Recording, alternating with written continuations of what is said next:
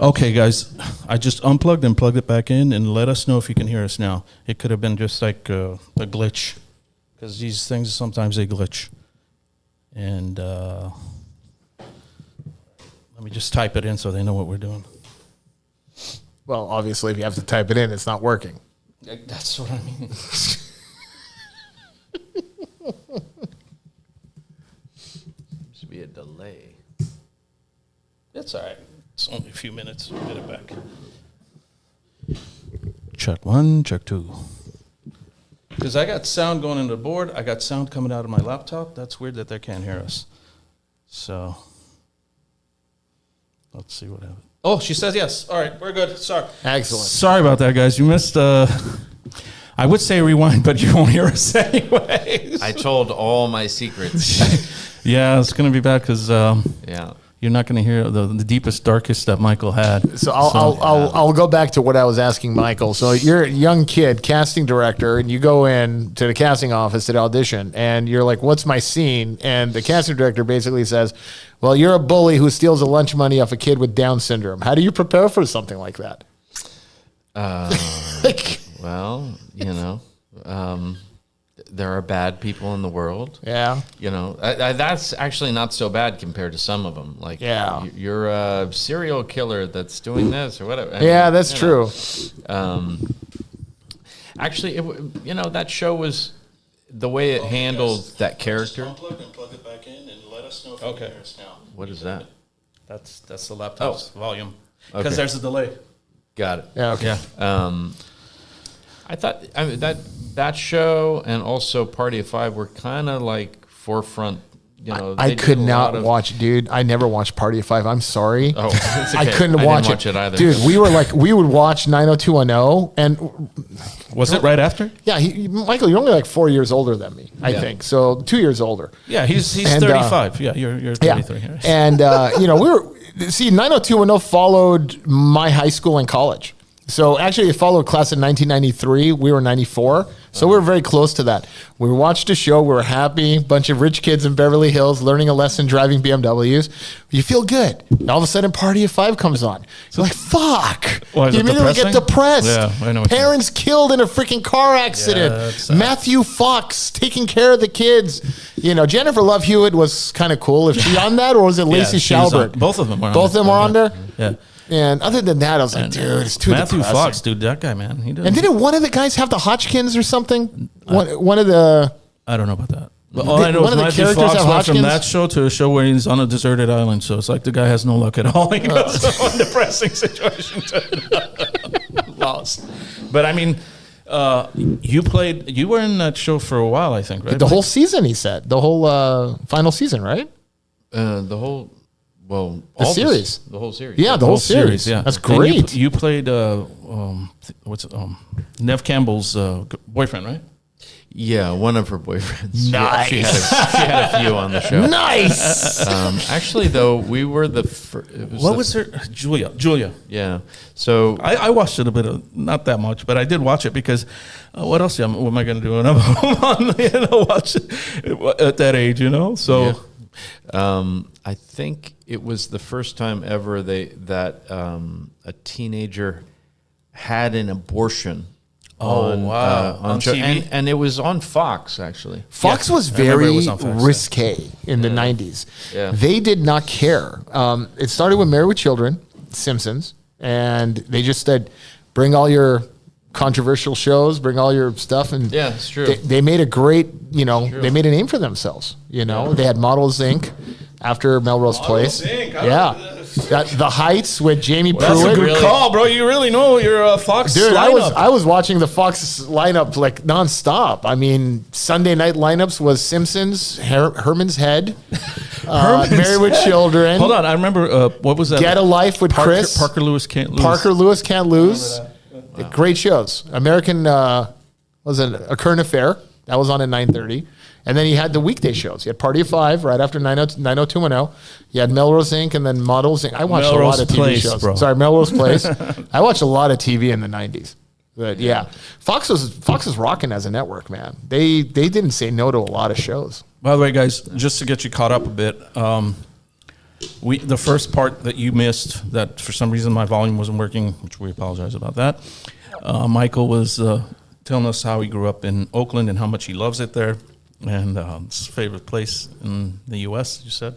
Yeah. Oakland's quite and then he also went through the timeline of how he came down to UCLA and was in a theater. Well, Harry, let Michael say it. I mean, should we go? No, I like you. Yeah, right? It makes me feel important. Right? Yeah. It's easier to get it caught up this way instead of, go ahead, Mike. Go ahead. I mean, what did I miss? I think I got everything unless I missed something. Oh, he was in Newsies, which was released in 91. I saw that movie. I remember it. That's why. Yeah. And that was a good movie, actually. And what else did I miss? What else did we say? I think that's it. Pretty much it. Yeah. So I just want to get everyone caught up, and again, we apologize. And of course, happy Veterans Day, and that's how we started the show. But sucks that the volume wasn't on. So you're doing the acting thing. At what point do you say I want to transition to filmmaking? Let's see. Well. Something happened here? That's weird. Sounds like my mic died. Yeah. Here, let's switch off for a little bit. I'll fix that. Okay. Oh, there we go. It's back. What was the question? Oh, how did I transition to directing?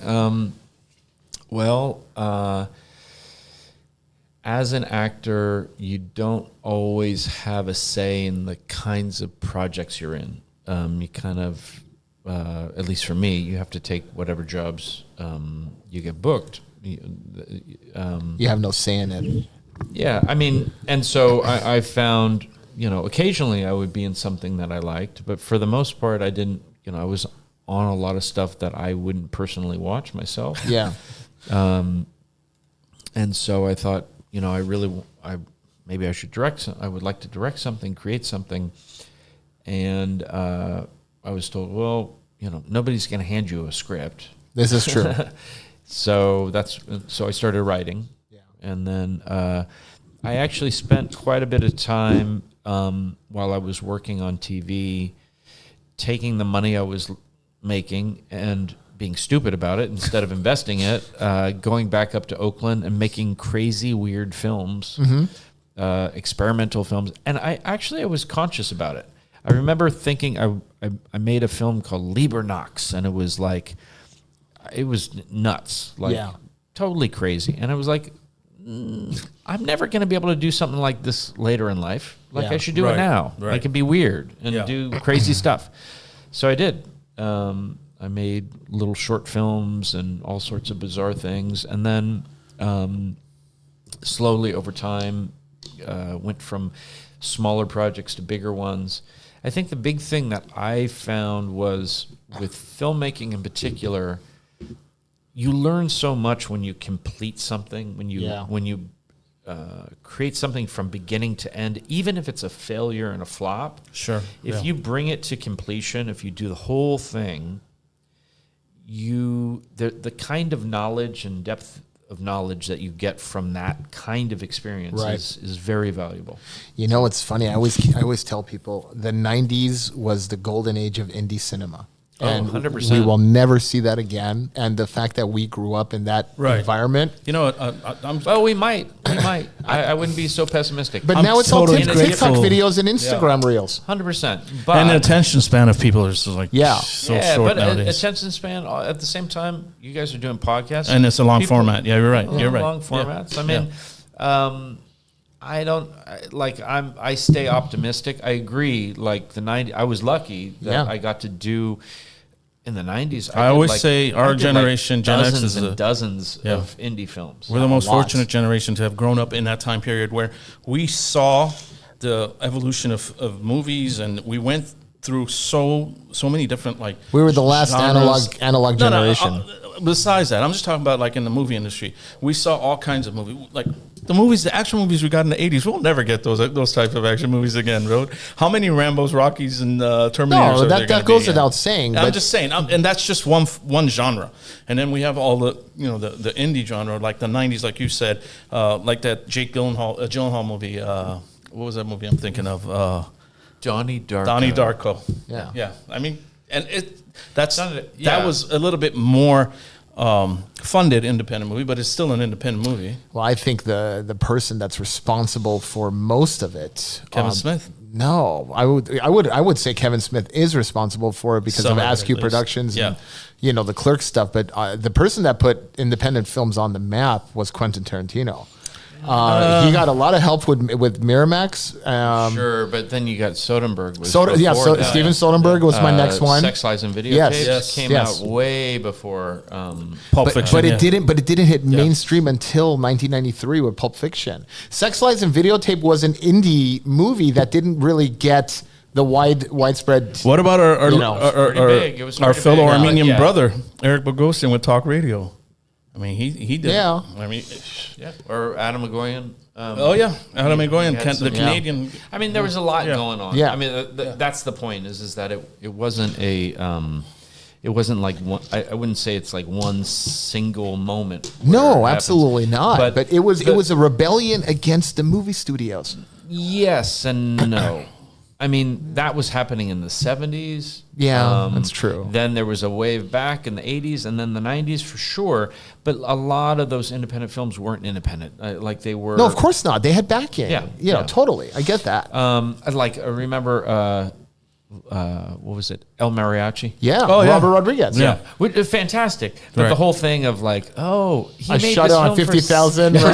$7,000. $7,000. $7,000 and $2 million Exactly. in post-production Right. to make it Right. look as good Yes. as it was. Exactly. But anyways, it doesn't matter. That Sling Blade. Sling Blade. I mean, John there's Ritter was in so- Sling Blade. I remember. Yeah. Oh yeah, yeah. Jack He's Tripper, fantastic. baby. Jack Tripper. Yeah, he was. My first thing that this is crazy. The first thing that I really directed, I told you I was in Newsies, my first sort of Sure. job in Hollywood. Yeah. So there was a kid on. It was they did the film like old Hollywood. We were we got paid for I think 7 months straight. A silent movie or a talkie? This is like this is like it was the last film Disney did in the old studio model. Oh, Okay. okay. And so we were hired as stock characters where we came to work every day even if you didn't work. Oh, cool. Yeah, so I spent 5 months on the back lot of Universal. Yeah, and got paid for it. And got paid for it. Yeah. Just to fuck around with you. Can we swear on this? Or Yeah, absolutely. No, okay. Abso-fucking-lutely. Yeah, okay. And so I'm surprised Base hasn't sworn yet. I mean, this is probably the longest you've gone without. yeah, okay. All right. So we had all this time to just mess around, and there was a kid in the. He was one of Madonna's dancers from Truth or Dare. Okay. Was he an Armenian kid? No. You're this talking was- about Mira, no. Yeah. No. Mira. No, Kevin it's not Stay is Okay. so he had a video camera and like the old style with a VHS tape Yeah. and everything, and he had it and was like messing around, and I said, "Oh, me and this other kid, Max Casella." Who, Oh yeah, Max Casella. you know Max. Of Casella? course, Yeah. Sopranos. I mean, he was in Yeah. Doogie Howser. Yeah, he was Duke Howser. So He was in Tulsa King recently. yeah, Tulsa King. Yeah. So The kid looks 18 years old. He's 16 No, years he old. doesn't look already. 18 anymore, bro. I know. No, in Newsies, like he looked like he was 5 years old. Yeah, I know. And he'd show up in a Cadillac smoking cigarettes. Like, wow, this kid. So me and him, we're like, let's make our own movie. Yeah. Nice. And so we made a horror film called Blood Drips on Newsies Square. No way. Here's the thing. So we shot it in order. We literally shot like one shot and then pressed pause. Sure. Yeah. And then did the Another next shot. scene. We Well, had you a- don't have an editor. We had a boom box that we would hold up next to the camera for music. Yes, for the score. And at first, like, it was just like me and a few of the guys. Everybody ended up wanting to be in it. So Christian Bale's in it, Bill Pullman's Wow. in it, Robert Duvall. Please tell me you have a copy of this. Not only do I have a copy. I brought a signed autograph for each one of you guys. No. Okay, so no, here's where it gets crazy. So we make this thing, Right. And it's a bunch of young boys making some silly stuff. There's Yeah. like, fart jokes and things, and like it's ridiculous. Sure. But it's really funny. It's really good. So we made it. Nothing happened. 10 years later, I was working on another film that I had directed, and this editor I was working with, we were on like Hollywood Boulevard. He had an office on Hollywood Boulevard. Okay. The Outpost building. And I was moving, and I had a bunch of boxes, and he found the VHS tape of this thing. Oh my God. And this is 10 years later. Right. So when we made Newsies, there was no internet really. Yeah. No, not yet. Suddenly there's internet. Sure. And he said, that movie you did? It's like online. It's like Oh, there's like a wow. cult following. Like because when Newsies came out, it was a flop. Yeah. Like it was in the theaters for Did like you guys a still week. call it Blood Drips on Newsy Street? Newsy Square? Newsy My Square? film? Yeah. Yeah. No, Okay. but Newsies, the actual movie. Yeah. Yeah. When it came out, it flopped. Yeah. It was a disaster. Yeah. But online and like on VH, like all these young girls who passed around tapes, there was fan fiction started around Newsies. It became Cosplay. this cult classic. Became a cult classic. Exactly. And I had no idea about this, and he was like, I bet you like all these, they would like this. Of course. They would want to see Yeah. this thing that you have. So he made DVDs and he sold them. He made like $10,000. Like he made a lot of money. And then seriously, and Where's then, your cut? Can you imagine? I know. Can you imagine getting a call from Kristen Bell? Where's my money? Yeah, no, but like Christian Bale, like everybody knew about it. Yeah. Like I got Max Casella, who was like, "Oh my God, I can't believe like it's on." Right. Now we have a higher rating on IMDb Because than of that. Newsies. Yeah, that's Blood funny. Trips on Newsy Square is on IMDb with a higher rating than Newsies. That is You hilarious. can find it on YouTube That is now. It's all hilarious. over. Like it's a huge. Like it's all over the place. That is hilarious. That's the first thing I ever directed. That's awesome, Well, man. That's not a bad feather in your cap there, though. I mean, considering Dude, you had an what all-star happened. cast. Looking back, you had an all-star cast. There's a great scene where so the plot, I love the plot. The plot is basically there was a kid in Newsies named Mark David who could do a really good Don Knotts impersonation. And Furley. Mr. That's the Furley. second Three's Company reference. I know. What's going on? So creepy. So so the plot is Don Knotts shows up on the back lot of Universal because he wants to be in the film Newsies. Where did you guys shoot this? Not to cut you off, but where did you shoot it in the back lot? What part of the back lot? Like where all the buildings are. The and all- facades? Yeah. What street? You remember? Well, like we had the whole. It was the guy- whole Oh, were you guys street. in New York? Brownstone? New York. Brownstone? Yeah, all okay. that New whole York area. Street and Brownstone. Okay. Yeah. So he shows up, and then Kenny Ortega played himself. Yeah. He's a huge. He did. He's a huge director. Yeah. He tells Don Knotts, "No, fuck you. And so Don Knotts goes on a killing spree. And he starts killing Newsies, but each one he does in a different style. Right. The first one he kills is like in Psycho, like because part of it is that I had a cassette tape of all the music from Alfred Hitchcock's films. Oh, Yeah. great. And so we were like, well, might as well use that. So that we would hold the boombox next to the camera and use that for the music. So the first one was Psycho, and then Twin Peaks, because Oh, Twin yeah. Peaks was all David big. Lynch. Huge at Yeah, the time. dude, Yeah. yeah. Yeah. Twin Peaks Yeah. Killing, and then we did a Vertigo one. Oh, nice. And then Wow. we did Christine. The car. Yeah, So yeah. the Christine was me, and the joke with me is that I wouldn't die, and so like Don Knotts tries to run me over, doesn't work. He tries to burn me alive, doesn't work, and then later in the film, he gets a nuclear bomb, blows up the back lot of Universal, and then Bill Pullman plays like a newscaster interviewing me because I'm the only survivor. And I'm like burnt to a crisp, so.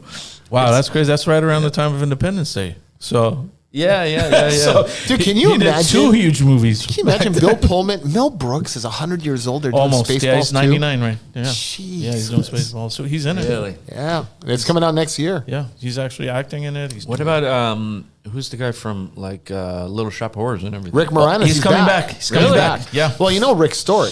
So Rick's Canadian, but that's not no relevance to the story. He's big in the 80s. He did all these movies, And he's 5'4". Again, no relevance to the story. Yeah. He left. I love Rick He Moranis. left the business because his wife died of brain cancer or breast cancer. Yes, yeah. Right. He left the business to raise his children. And he moved them out of. And he moved them out of Hollywood, California. went back to Canada. Yeah. Right. Just fell off the grid. Massive respect to him. And he's back. And so we'll have Dark Helmet back, Right. which Only is for a nice this. only for this. He's coming back only for this. He doesn't want to, Yeah. I mean, I was a fan of Rick Moranis. I mean, you'll remember SCTV. this.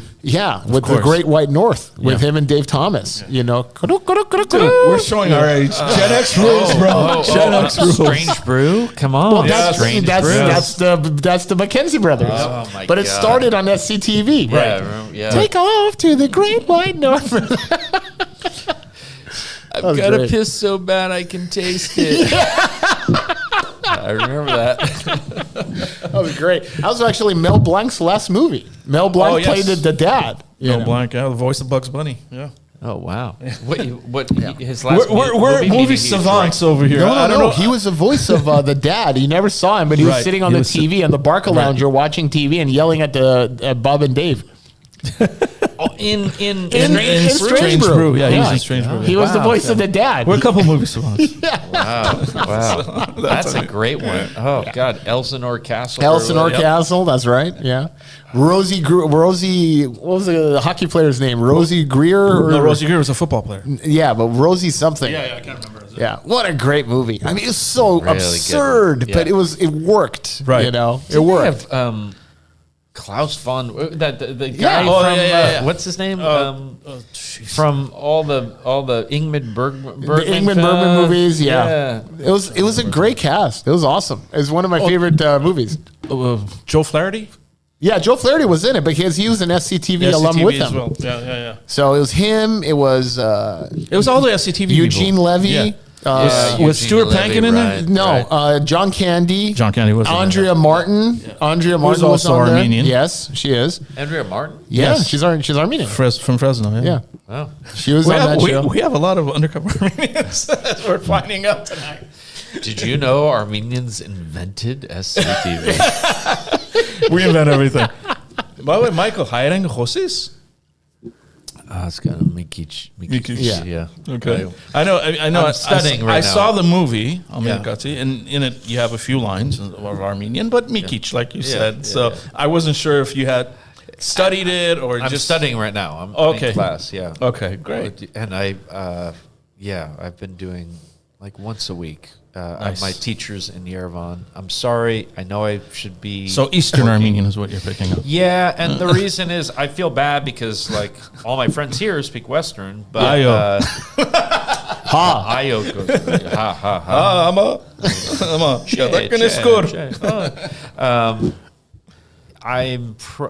I would like to make more films in Armenia. Sure. So Makes more for sense. me. It Absolutely. makes sense to, Yeah. to learn Eastern. Yeah, I mean, I hate to say it, but it's the Western dialect is more of a minority dialect nowadays, and I hate to say it, but it's probably dying out. But in LA, I've said this to you before, we have a hybrid of both in LA. Really? Because we have such a mixture of Armenians Yeah, that come from all course. over the world, course. and their kids have grown up together, meaning us too. I mean, me in school, growing up with Eastern Armenian kids, and before I went to school here, I had never even met someone that spoke Eastern Armenian. Really? Yeah, Wow. because I'm from Beirut, I'm from Yeah. Lebanon, so I Right. speak Western Armenian.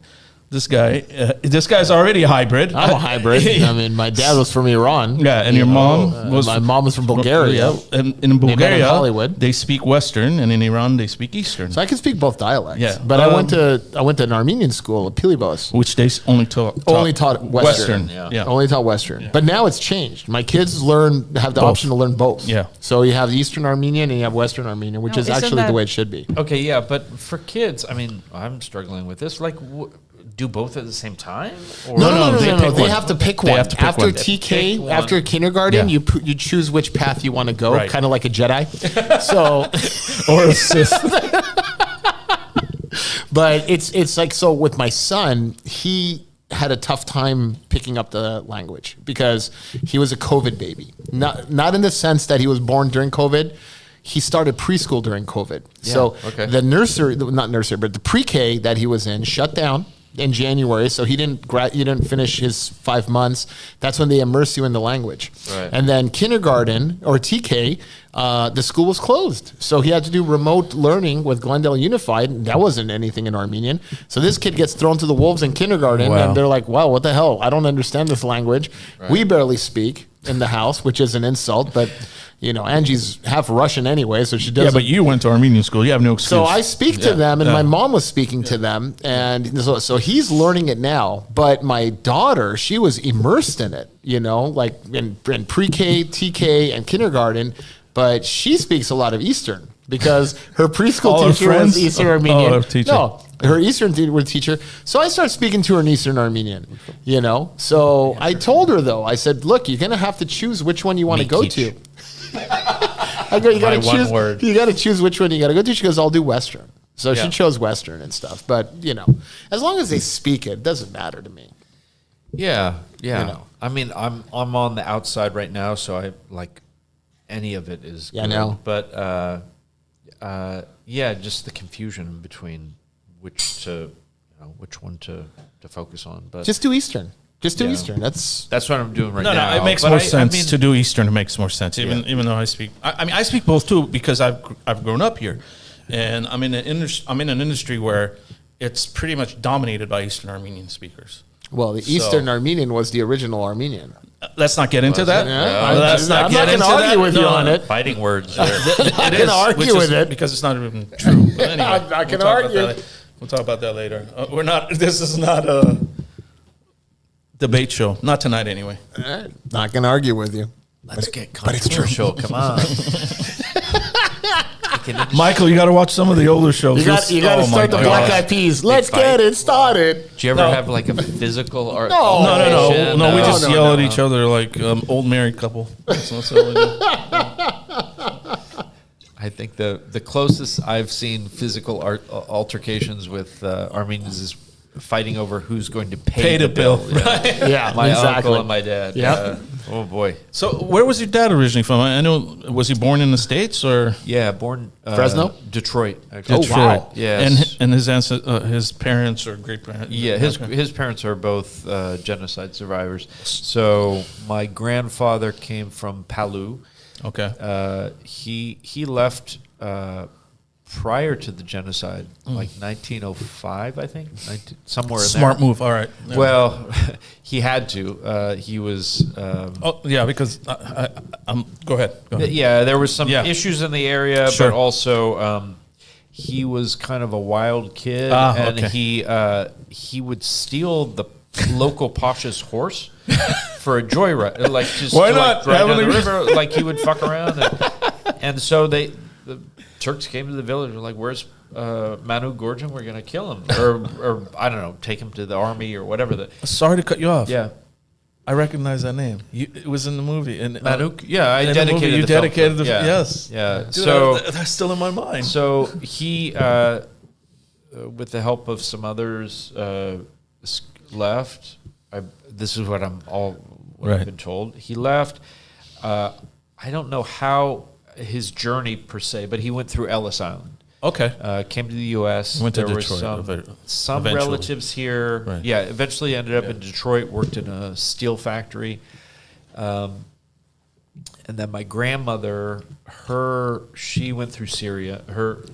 The genocide. A lot Yeah. of the family died. Was she in the whole genocide, Yeah, the march yeah, and yeah. stuff? Wow. Yeah. No. Yeah. Syria, that's Western. Yeah, Army. yeah. Just saying. Okay, relax there, tough guy. We all know about the Damascus death march. What are you, like, cookie because No, it went through because- Syria? Well, no, bro. It's about the same. We have the same story. I mean, like, Obviously, everybody has that so same story. That's what I'm saying. That's all Yeah. I'm saying. So she somehow, I think through Egypt, went to Canada. okay. Yeah. And then it was an arranged marriage. Oh yeah. Oh. Well, They So I'm met- assuming she was in Windsor, Ontario, because it's only a hop, skip, and a jump yeah, to Detroit. probably. Yeah. Yeah. No, they met at Niagara Falls. Oh, so Toronto. Yeah. Toronto. There you go. It's the closest city to Niagara. Yeah. Yeah, And that's- then my dad was born in Detroit. Good call. When he was maybe 1 or 2, Okay. they moved to San Francisco. So my dad grew up there, and that's where I was born. Nice. And your mom's side is Armenian or no? No. Oh, okay. Yeah. So Which is basically Michael's situation with my kids. It's very tough because they didn't speak Armenian in the house, so he wasn't immersed in But it. their mom is Armenian. No, well, she's half, and in I her know. house they spoke more Russian than Armenian. I And get you're it. in Glendale. Come on. It's not the same situation at all. Stop it. Nice. So eventually, where do we leave off as far as like the career right now? I don't know. We're rambling. I I mean, know. it's awesome. We're At this rapping point here. we are. You know, we're rolling. We're rocking and rolling, baby. There's it. Let me ask We're you. talking hold about on. Rick Moranis and Bill Pullman. I have a question actually. Yes. Yeah. Growing up, Yeah. did you always know you wanted to be in the entertainment industry, or did you have something else in mind? I always knew. You always knew. Yeah. I think. I know this sounds crazy, but in a weird way, I remember being like, I don't know, maybe 10 or 12, young, Right. and watching. This is really weird. Watching an episode of Three's Company, Dude. Fourth time. seriously, What's going on tonight? and going, this is so bad. Their acting is terrible. I could do this way better. Wow. Okay. And I remember like Jack Tripper like Tripping over stuff. saying a line and then like laying on the couch, and I was like, it's so fake. I could do this way better. What's crazy is that they were 20s. They were in their Yeah, 20s. they were in 20s, yeah. And they Oh, felt really? they looked so old to us when Right. we were kids. Oh yeah. Crazy. I mean, people our age looked really. They looked ancient to us when we were kids. yeah. They were Mr. Roper. Yeah. Roper was in his Roper and 40s. Furley. Yeah. Oh my god. Exactly. Don't even get me started on the cast of Cheers. So that actually leads me to my next question. Yes. Did you have any type of people that influenced you, or did you look up to anyone in the industry that you thought, okay, I want to emulate this guy's career or something like that? Oh yeah. I wouldn't say anybody in particular. Okay. A lot of different careers, a lot of different films, different performers, different directors. Yeah, there was nobody that I was like, Sure. I want to be him. Sure, yeah, I get Or it, I want to yeah. be, but so when I was an actor, early on in the 90s, Yeah. I remember I would go to, not Blockbuster. I didn't belong to Blockbuster. Yeah. I was like, I think it was Warehouse Videos. Yes, I remember the warehouse. Warehouse? Yeah. Okay. Yeah. I rented movie after movie after movie. I remember going like, oh my God, there's a list that you can get Yeah. of That was awesome. the films that were nominated for Academy Sure, Awards or yeah. the films. And I was like, Yeah. I want you these can movies, get yeah. this list. And I got the list and then the Criterion Collection. Oh my Yeah. God, movies that are specific. Whatever happened to the Criterion Collection? Well, it was really big in the 2000s and 90s, late It's 90s. it's a streaming site now. Sure. Oh, and it was great then because it was curated and it was small. Yeah. Now the they have like a whole section that's for 80s horror films. Yeah. Yeah. It got too big and now it's like too much stuff.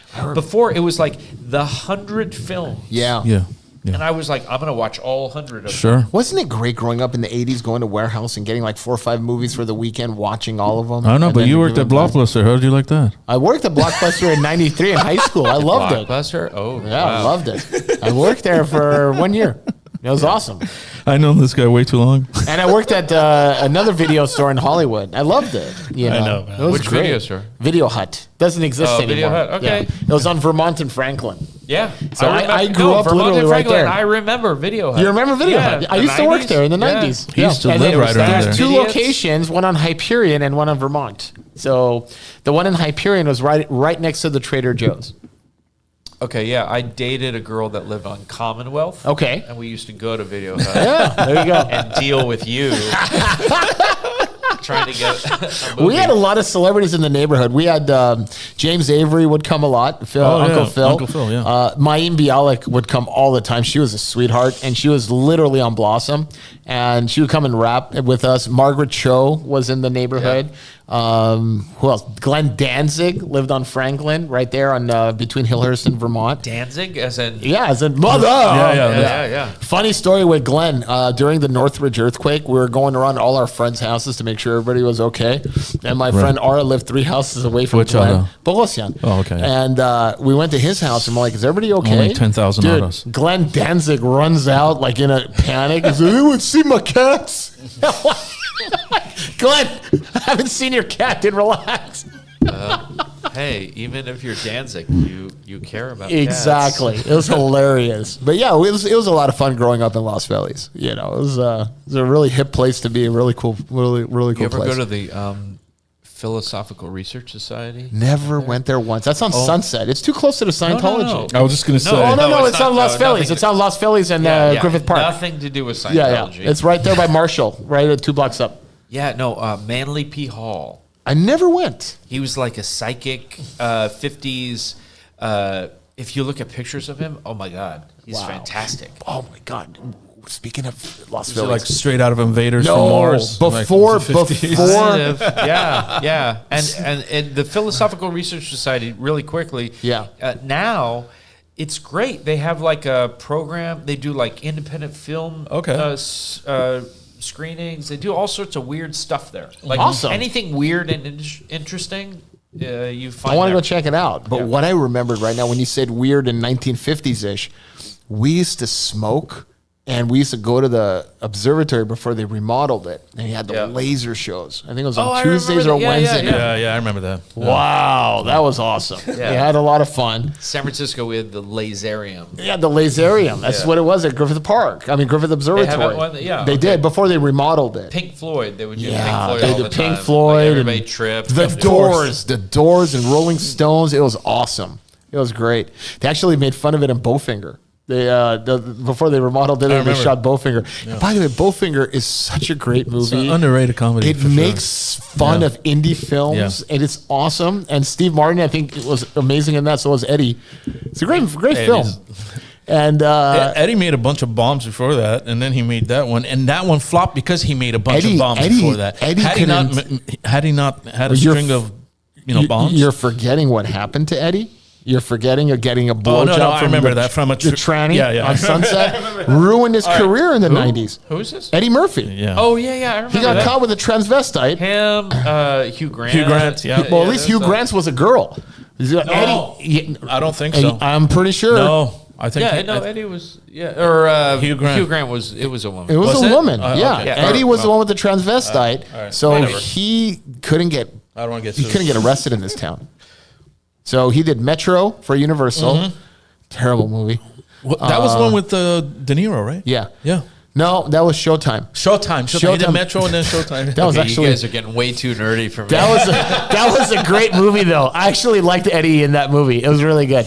But his comeback was Nutty Professor. Yeah, they gave him Nutty Professor and he killed it. And he did Shrek again, the donkey, and the donkey just took him to the next level again. And everybody forgot, which they should, because Eddie's very talented, and everybody's allowed one moment of weakness in their life, I think. And I actually like Eddie. He's a really nice man. He's a nice guy. I'm gonna ramble this back in now.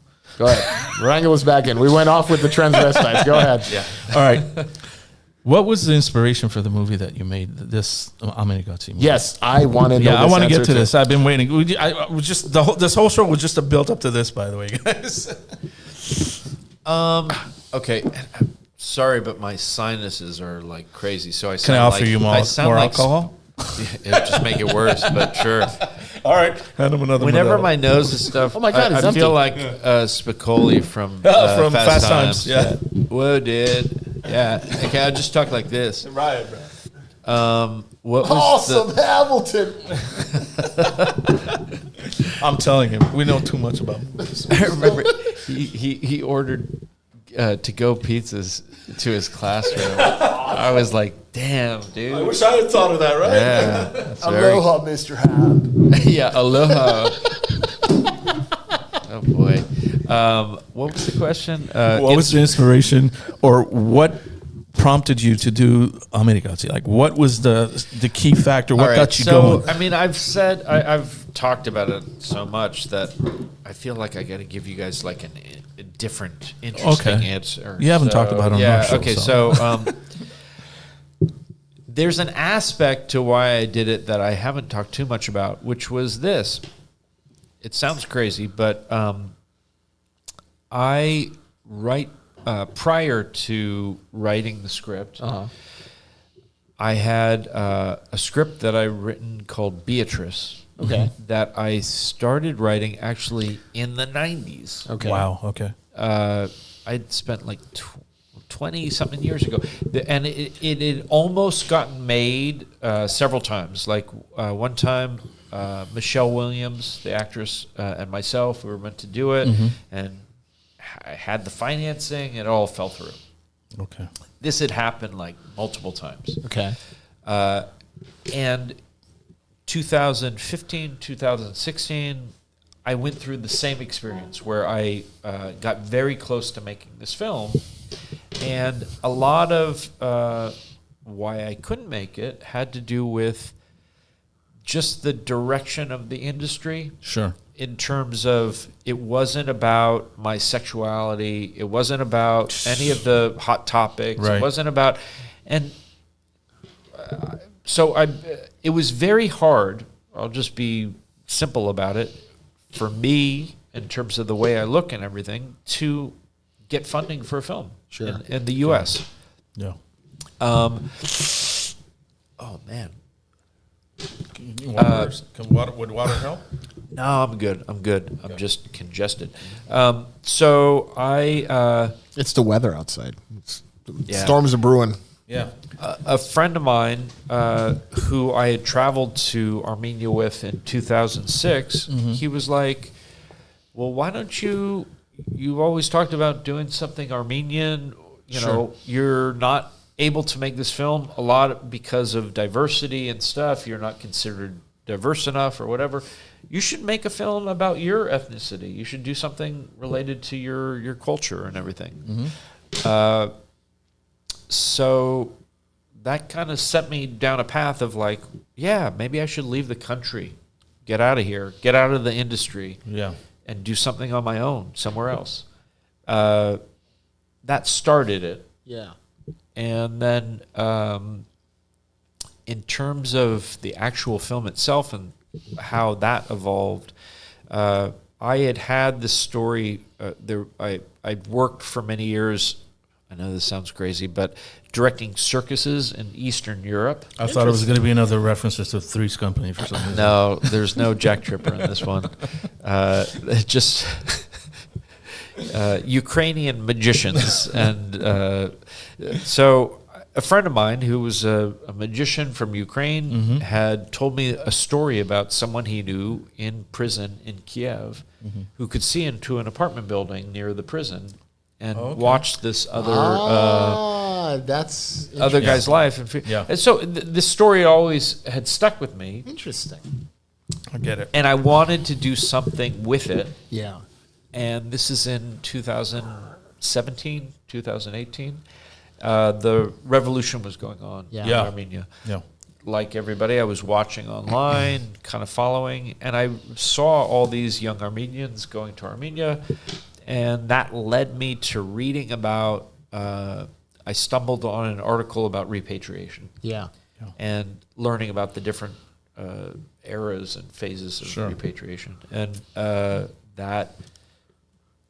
that combined with this story kind of merged, and that's. And this is the first time you've told this version of how you got it done? No, more that. Let me contextualize it. Okay. What drove me to do it? I will be more blunt about it. You can. And this then, is the podcast to be blunt on. The industry. Look, I'm like this. Politics is something I just avoid. Sure. Big time. But basically, I could. There was no way I could get funding at all. Yeah. based on how I look and the type of movie movies I want to make. Even with your resume, being in the industry so long. Oh yeah. Wow. No, it was Okay. no. It just the temperature and in that time period. We're talking about in Armenia, right? No, here. No, here. here. States. Okay. I get exactly what he's saying. Yeah. Like, you want to stay away from politics, but I get what he's saying. Yeah, I'm not the person that was getting funded. Hey, man, it ruined my And, brother-in-law's career. Yeah. So, and here's the thing is that I could have very much faced with that, just been bitter. Yeah. And been like, fuck this industry. Like, just because I'm not a certain race or I'm not going through a gender thing or whatever, like, I want to tell good stories. I'm a filmmaker. I want to. All you had to do was make Charlie trans. Believe me, no, with Beatrice, oh, you can't make this film because this character's not this, and then, like, it's all politics, and to me, it's like I'm not. You're not about particularly that. interested. What if we in that. change Beatrice to a transgender who identifies as a cat? That pretty much was told to me at one point. I'm not but doubting it. But here's the thing: is that, like, with that, I want to be careful because you can take that and become just bitter about and it. go Yeah. like, fuck these people, they whatever. Instead, that propelled me to go, okay, other people have faced obstacles. Sure. Yeah. And how you face that obstacle, you could give up and be bitter, or you could go, okay, what can I do? And all of Americazzi came from not being able to do what I wanted to do. Got it. And going, how can I? Yeah. And this is like, it's actually a good thing, I think. Because it's a good thing to be challenged with I was and just gonna be because it challenges struggle. you. Yeah, like, because then you're like, well, if you really want make it to, happen, you yeah. really want to make something, like, you have to find a way. Sure. And that's how things are invented. That's how Absolutely. things change. That's innovation right there. Yeah. That's and creation. and I could take what happened with me and flip flop it to another race or another gender and this is true. In the 90s, my roommate was a guy I grew up with, David Boyd, black, gay. He could not get cast in anything. Yep. Yeah, because back then it was the other way around. It was. Yeah. And so Yeah. I say that because I go, I think I have to take that into perspective and go, like, it is unfair what happened to me with my, like, people were not looking at my film. They were looking at me and my color and my gender, and they were going, we're not funding your kind of films right now. We're funding if you're African American, if you're this or that, we'll fund you, but not with what you have.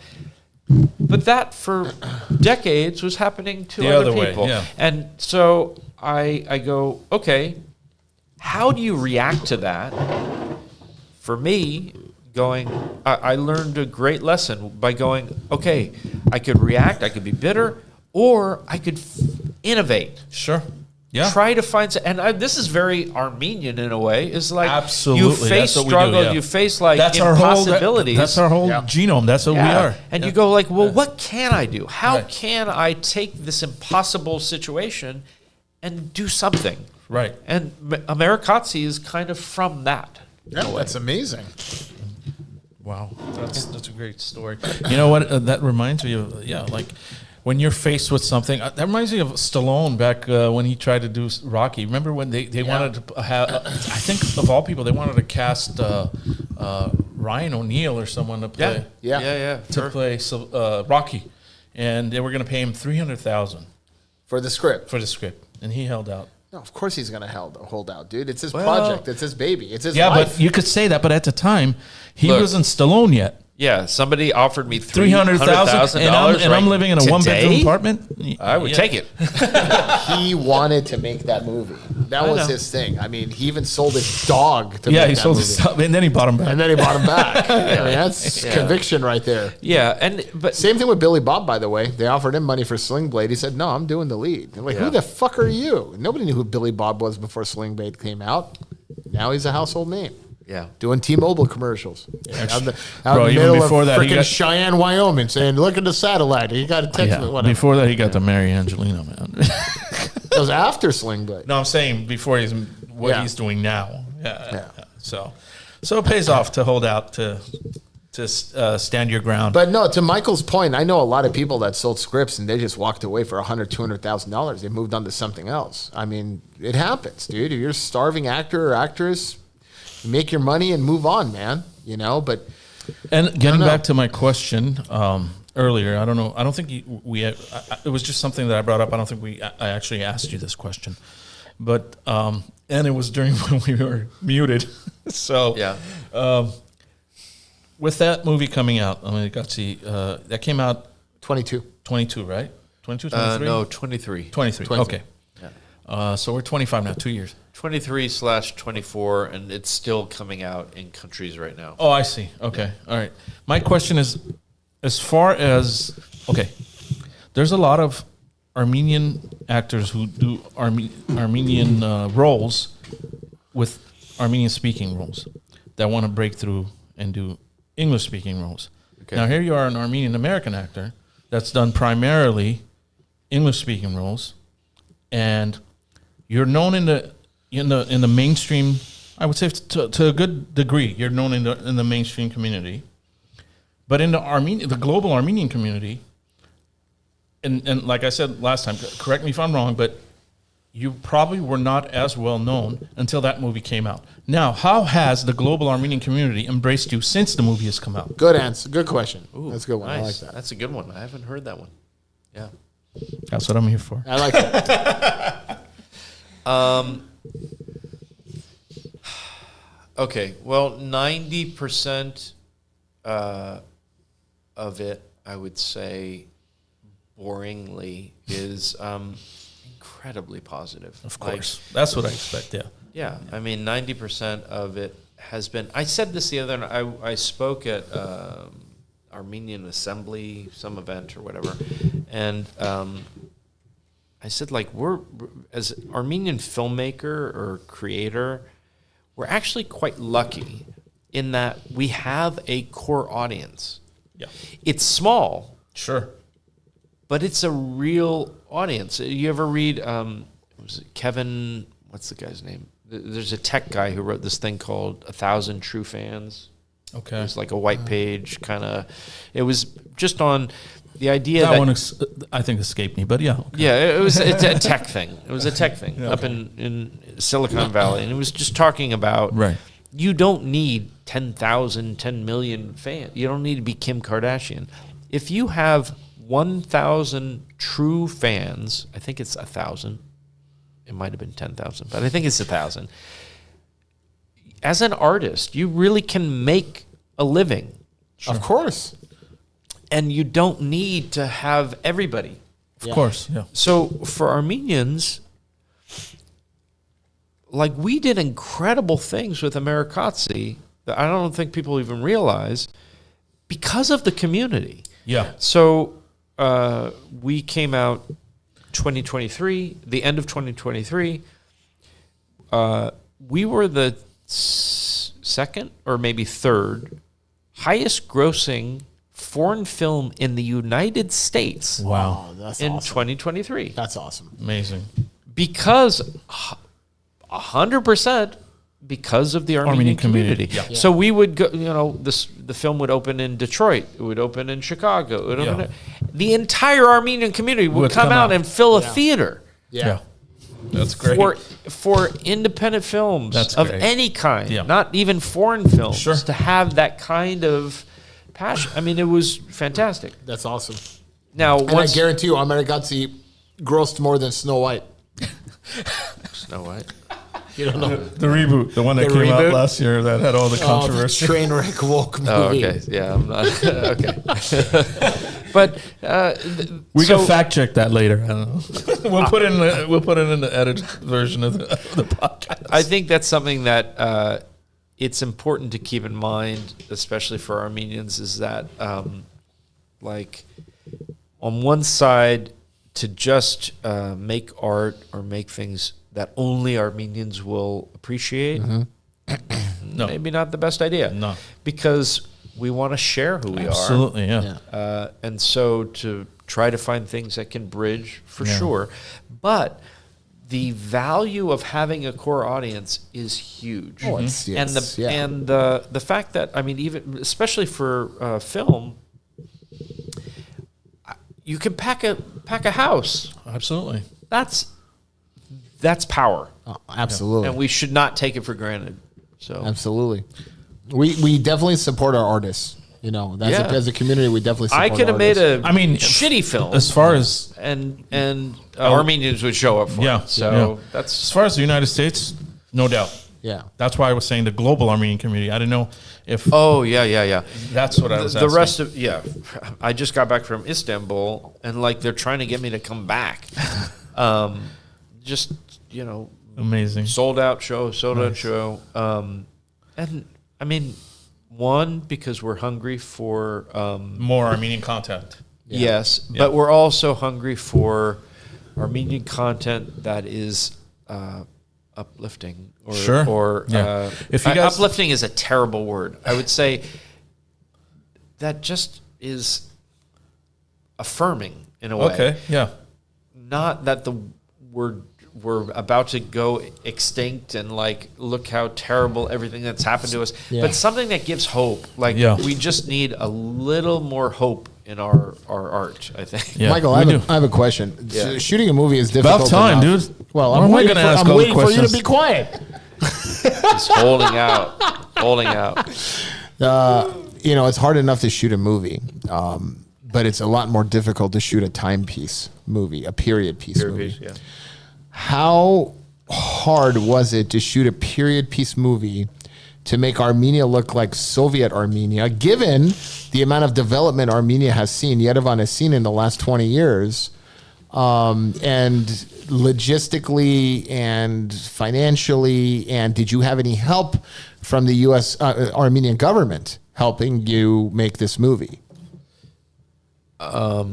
Yeah, we did have help from the Ministry of Culture and the Cinema Center, which is now the Cinema Fund or Foundation, Armenia Cinema Foundation. Anyways, we had support. It's not that hard. It's not that hard to do. What's hard to do is to get it right. Yeah. And getting it right was relying on Photographs? artists that knew more than me. Oh, about Soviet Armenia back then. Yeah, I had people in the crew who grew up there. Yeah. Who grew up during that period, and they were telling me, like, no, you would not have this. This would not, like, Wow. this door would not be this door. Grew like, up this during, is sort of. during that period in 40s and 50s. Not 40s and 50s, Oh, okay. I but, thought but you had, here's the like- thing is yeah. that it's interesting about time and places. Sure. The U.S. is like the difference between the 70s and the Right, 80s. it's completely different. Yeah, Time In stands still in Soviet communist Union, countries, dude. Yeah. Yeah. the difference between the 1950s and the 80s Yeah, were it's not almost that the same. different. Yeah. It's the same stuff. Yeah. So I relied heavily on other Locals. other people on the crew, other Yeah. people other artists that were working on the film that knew more than me. Yeah. To inform that part of the film. Okay. So And I'm assuming most of the crew was Armenian since you were shooting in Armenia. yeah, it's a whole crew. The whole entire crew. So I brought myself, my cinematographer, Hassem Ibrahimian. He's Persian, and his first AC Rodin. That was it. Wow.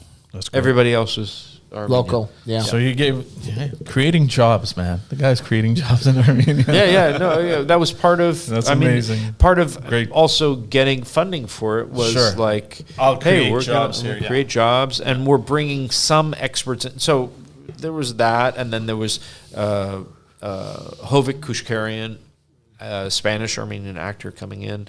The idea was to have a blend of some Is that Armenians. Tikran?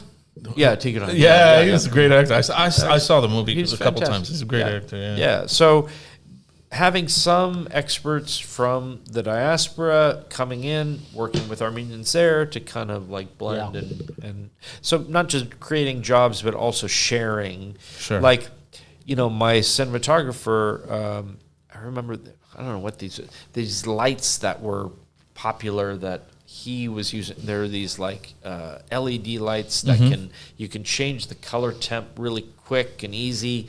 It was a new thing. Yeah. And like the gaffer based in Armenia, who by far the best, sorry, I'm getting all technical, but a gaffer or a key grip.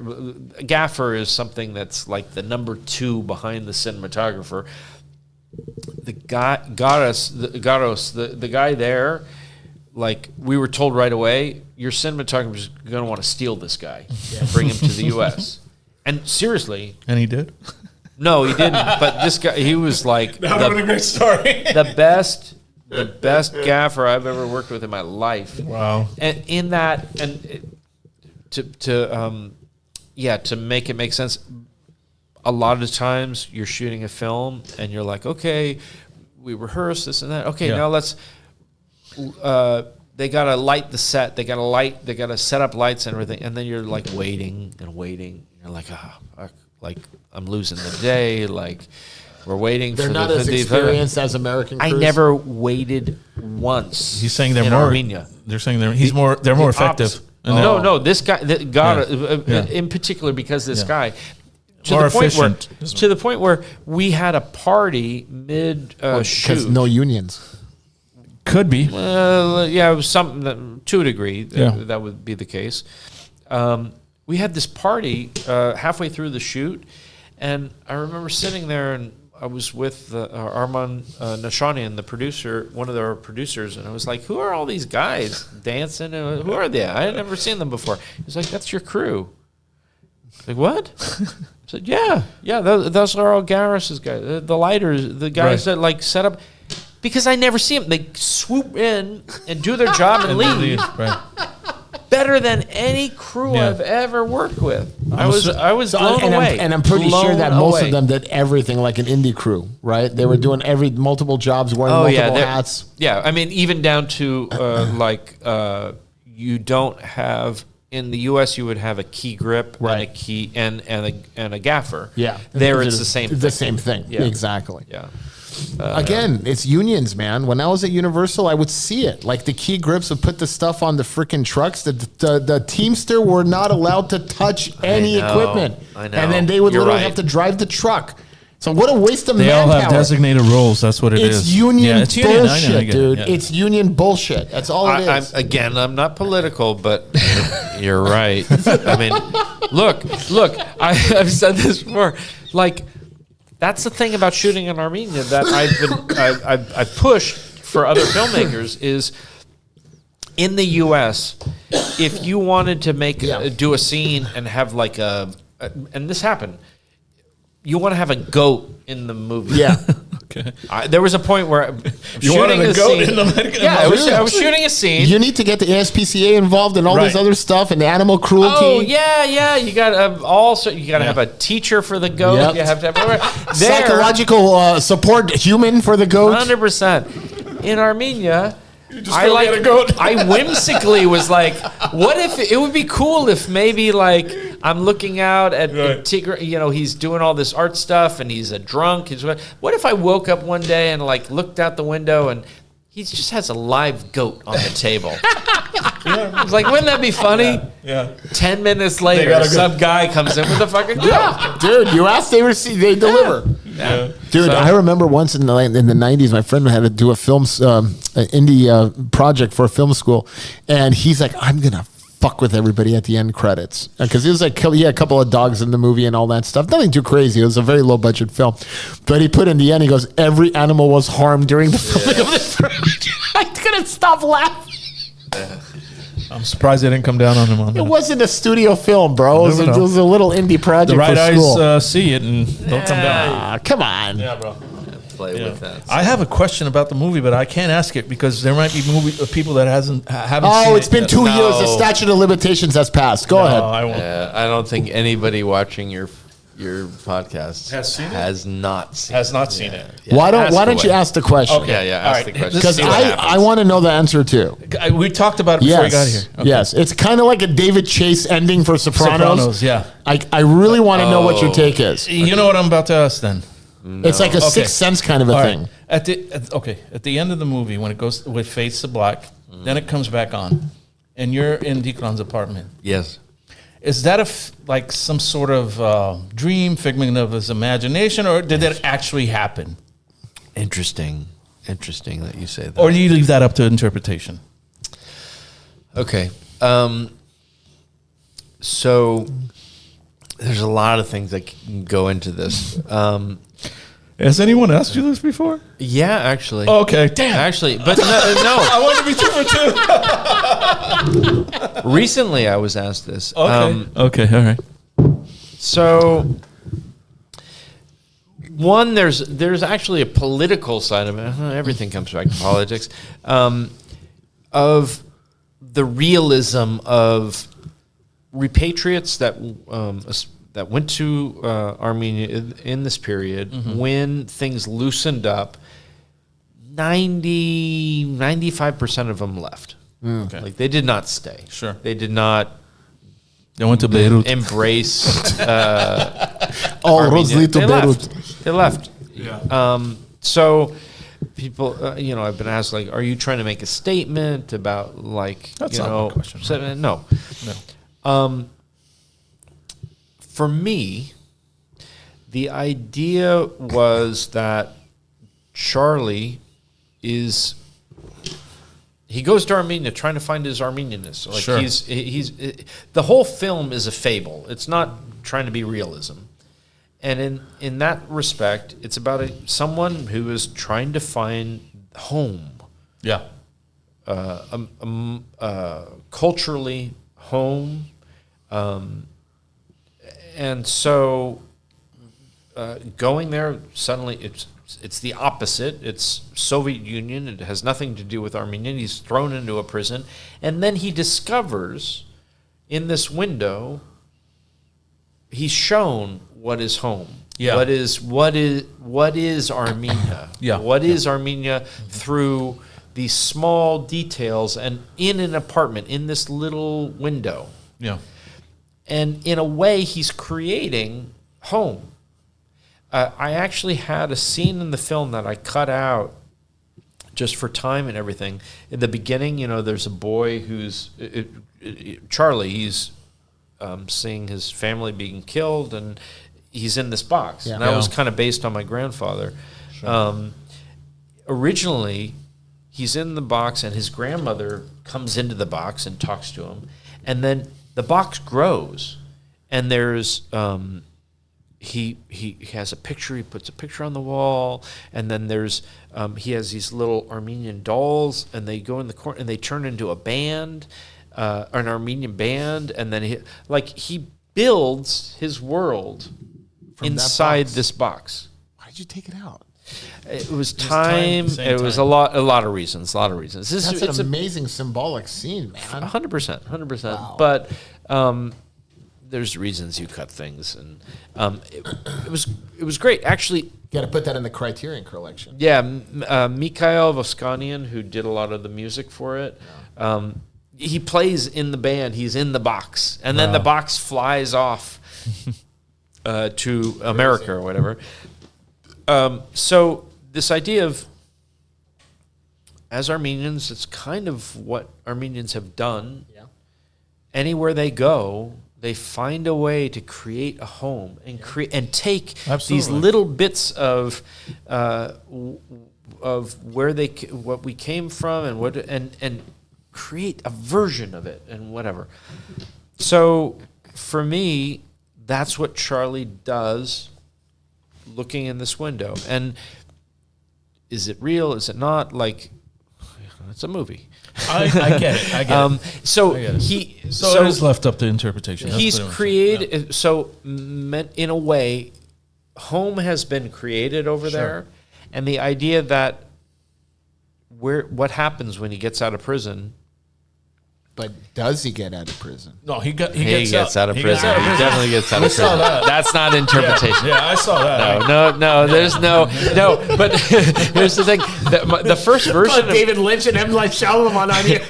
the first version of the script I wrote, he goes, he moves into the apartment, and there's another prisoner in the prison watching him. That's actually pretty That's good. actually pretty cool. It is, but when you really think about it, it's not right.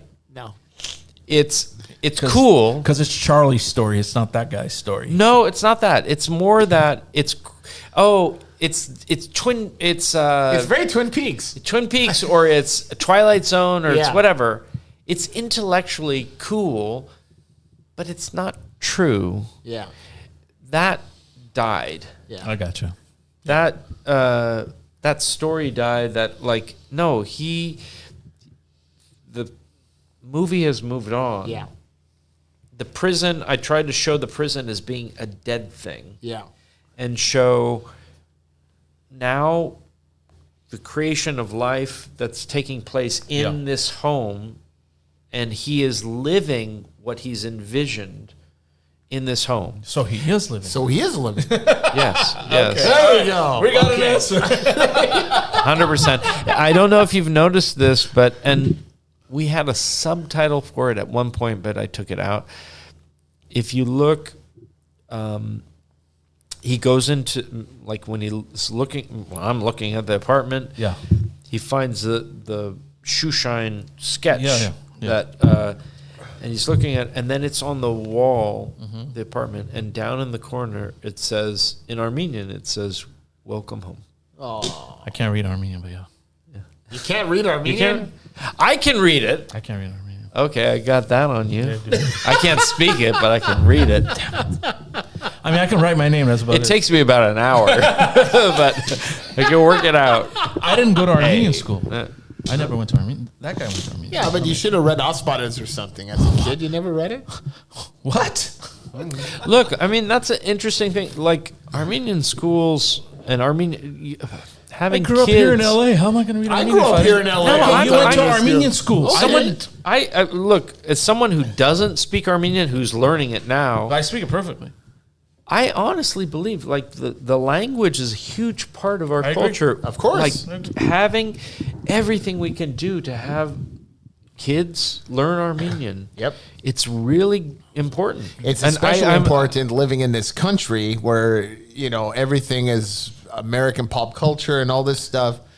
You got to stay true to your cultural roots as well, because we are a very strong people who's faced adversity through centuries, and we're still here, and we have to still stay here. And, the more we marry off into other races and assimilate them, we're doing great.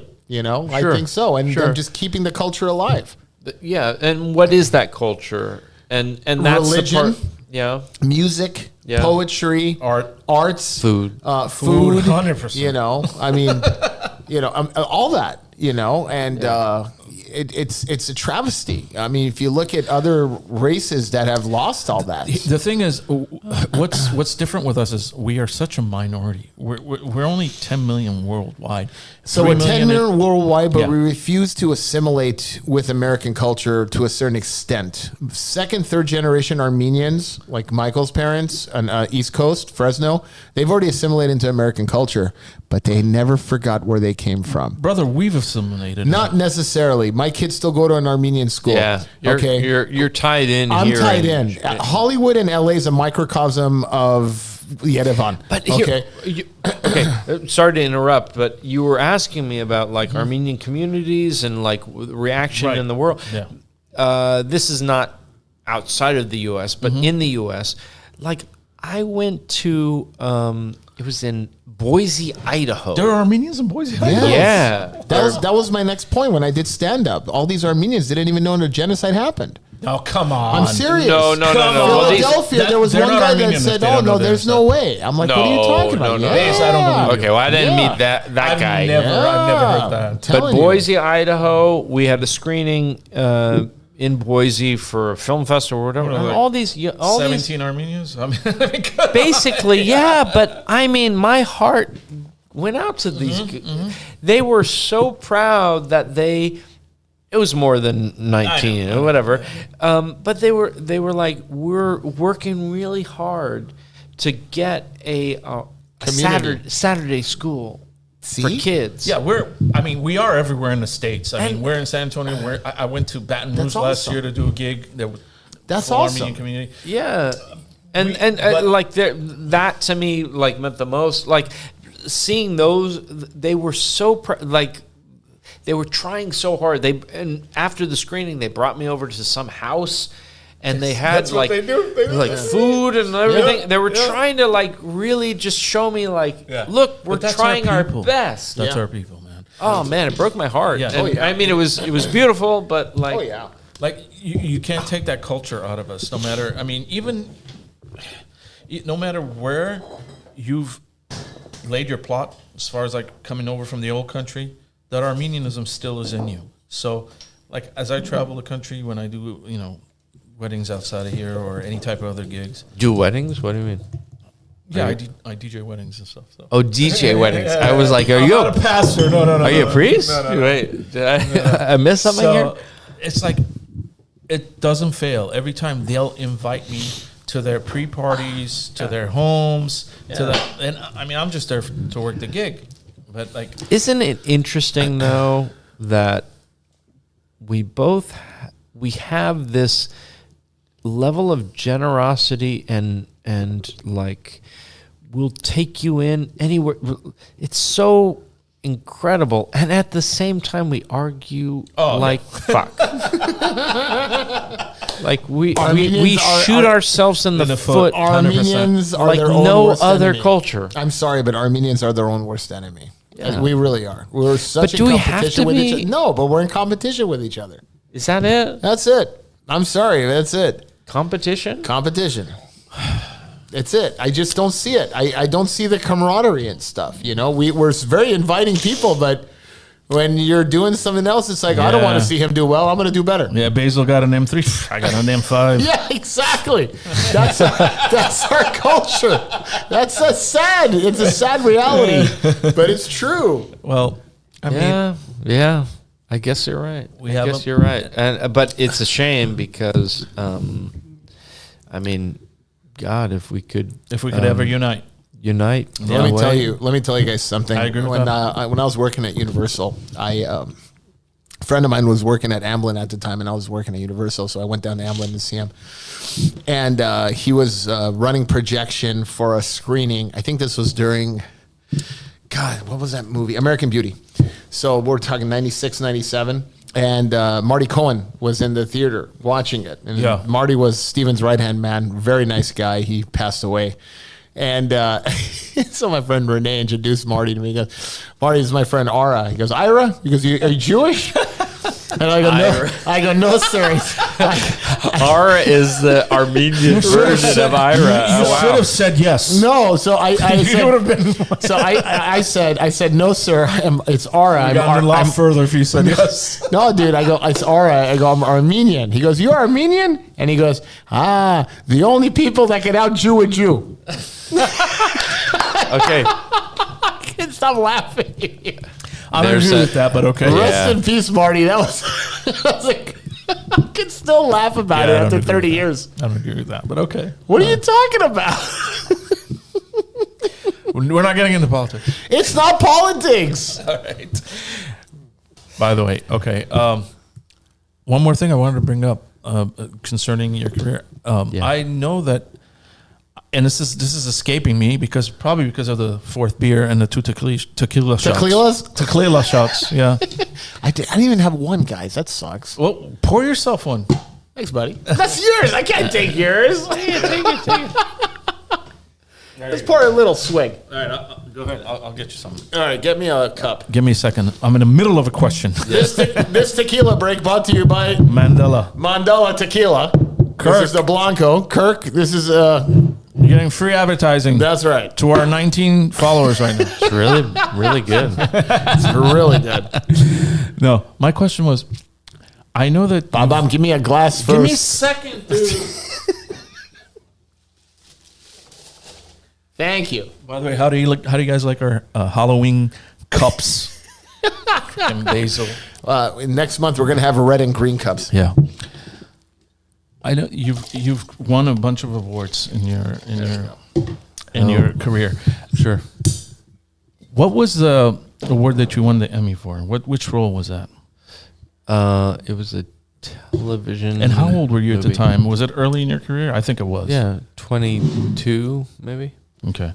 Can you tell me a little bit about that movie and what you did in that? It was a. I never saw it. That's why I'm. Yeah, being it was a television movie with Kirstie Alley. God rest her soul. Yeah, and Sam Waterston, a couple other people.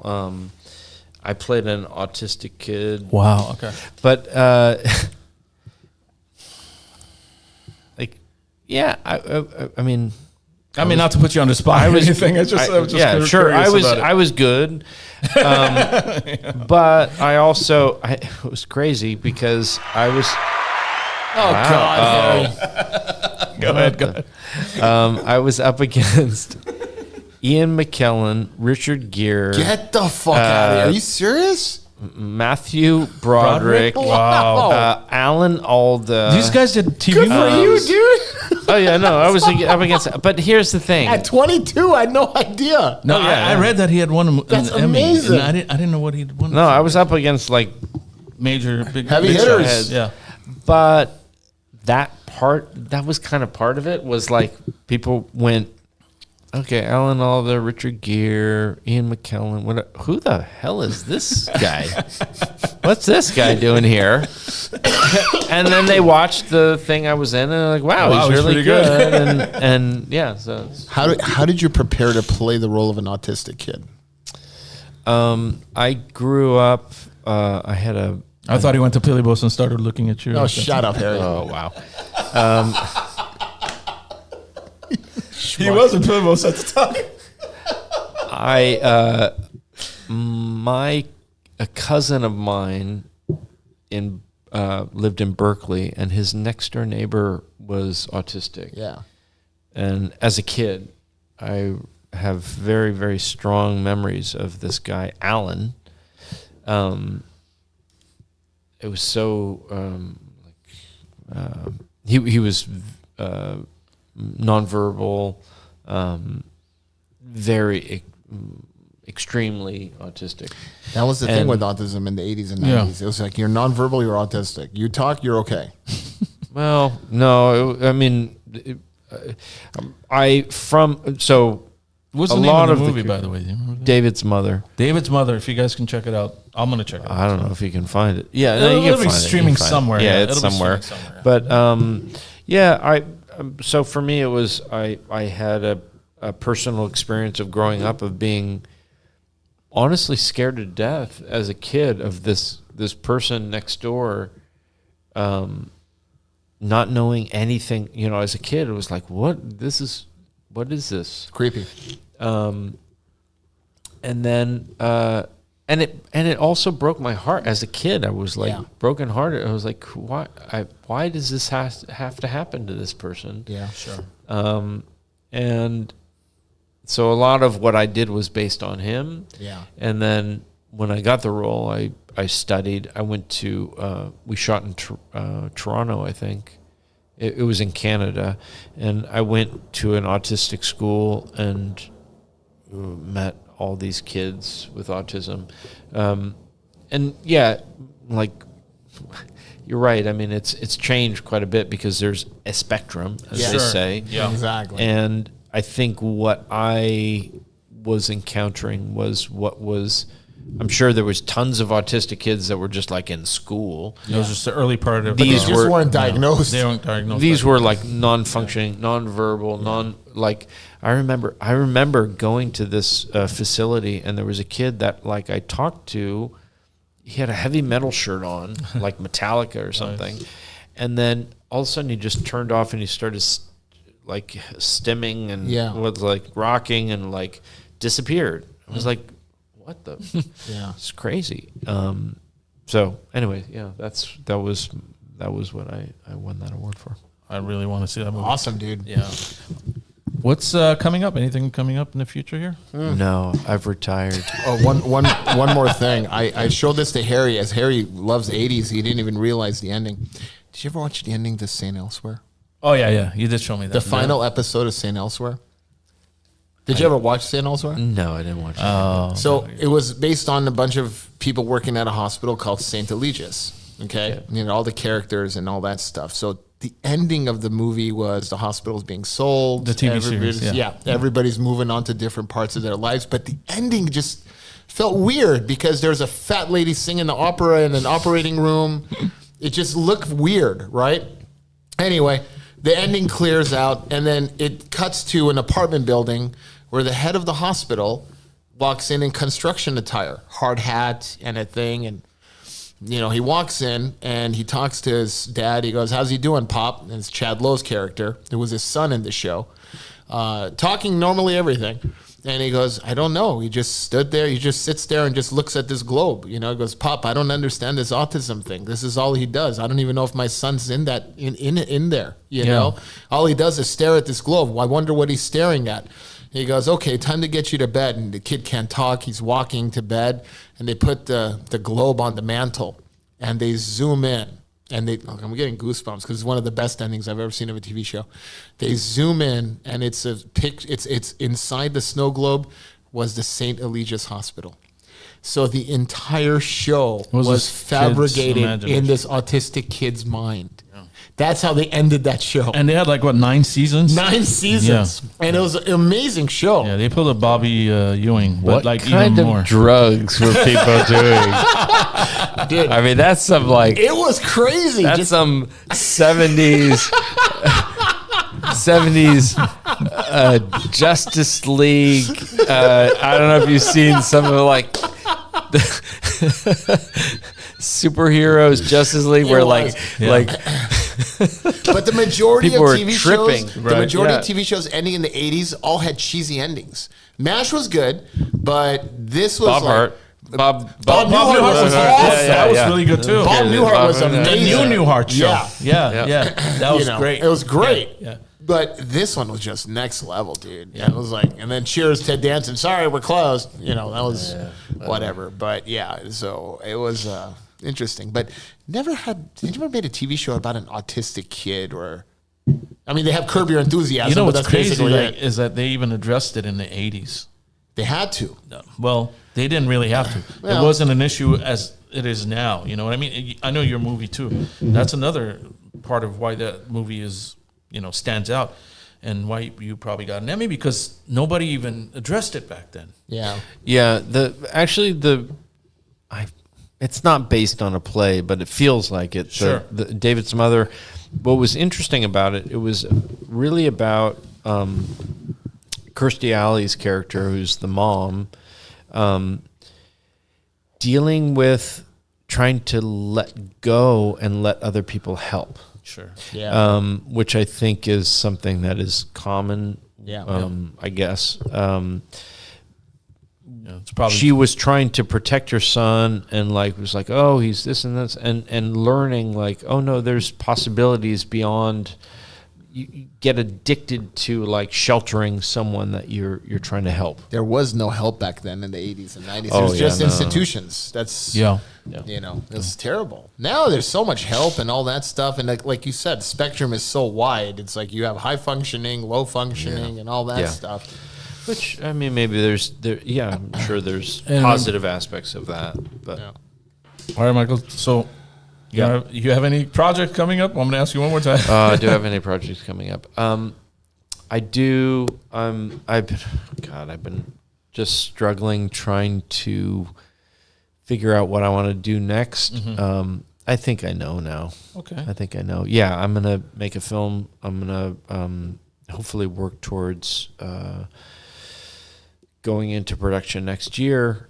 Very good. Hopefully by the end of the year, in the fall. It's something I would shoot in Armenia. Nice. It's tough because with Americazzi, people go, oh, just make Americazzi Part 2. How do you make part 2? No, I'm not going to make part 2 of that film. But it was something that was quite unique in terms of being to make. Like, I don't want to make a film just for Armenians. Yeah. No, that To makes make perfect something sense. that's Armenian that can cross over. That's more important to do. Yeah.